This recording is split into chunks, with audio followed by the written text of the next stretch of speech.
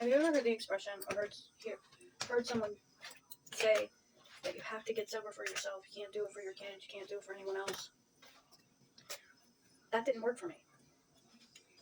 Now, inevitably, I had to learn to love myself, think I deserved recovery, stop wanting to go back out and destroy my life. But sometimes when you're in active addiction, you are so broken and so damaged, mentally, emotionally, spiritually, physically. Sometimes you've lost everything. You feel like your soul is gone. You can't love yourself enough sometimes to believe that you even deserve recovery.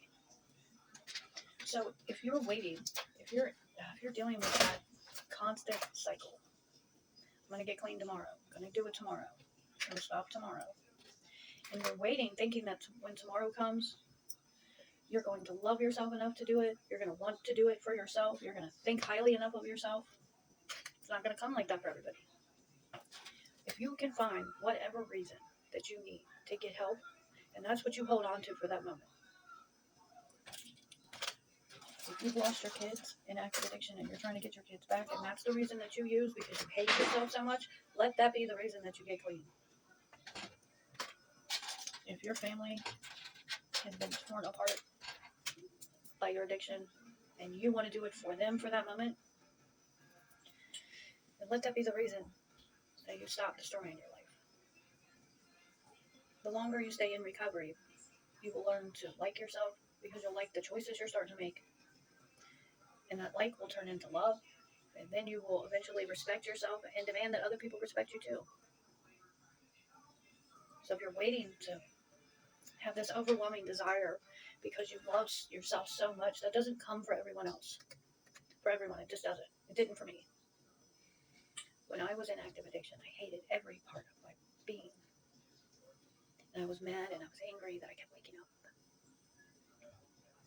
Because I hated myself. I hated what I put my kids through. I hated what I put my husband through. I hated everything about everything. And I knew that I was the common denominator in all of the mess.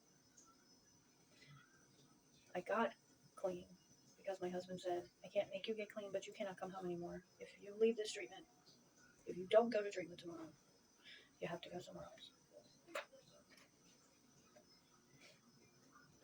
And I did. And now all these years later, I hung on. But your reason eventually will be you. But sometimes you got to use whatever reason it is in that moment. Whatever the reason is. Because we do that in addiction. We're unhappy. We're sad. We're afraid. We don't want to be sick. Nothing's wrong. We're happy. We're going to a party. We're having a good time. We don't want to be stressed out with the kids. We want to have patience. Or we don't have patience. Whatever that little reason is that we use to continue using. Whatever reason you need in that moment to get yourself together. Let that be the reason. If you're waiting for this ultimate bottom to come, the bottom comes when you put down the shovel. We do recover.